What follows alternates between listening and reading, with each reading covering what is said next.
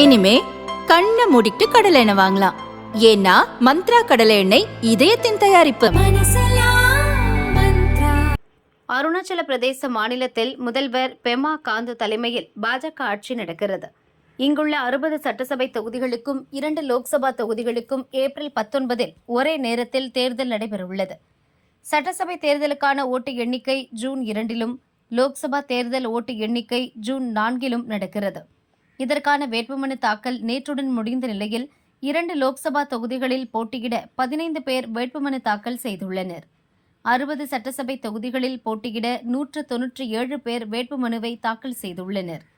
2019 லோக்சபா தேர்தலில் 2 இடங்களையும் கைப்பற்றி ஆளும் பாஜக சட்டசபை தேர்தலில் 41 இடங்களை கைப்பற்றி ஆட்சி அமைத்தது.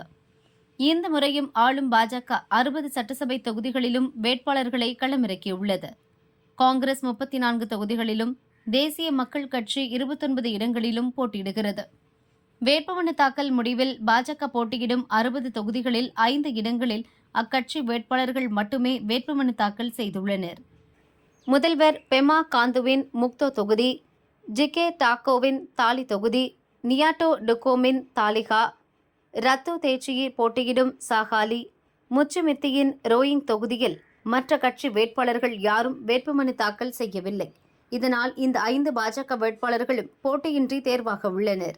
மார்ச் 30 வேட்புமனு வாபஸ் பெற கடைசி நாள் என்பதால் அதற்குள் இன்னும் சில தொகுதிகளில் வேட்பாளர்கள் வாபஸ் பெறும் பட்சத்தில் போட்டியின்றி தேர்வாகும் எம்எல்ஏக்களின் எண்ணிக்கை அதிகரிக்கும் என முதல்வர் பெமா காண்டு நம்பிக்கை தெரிவித்துள்ளார்.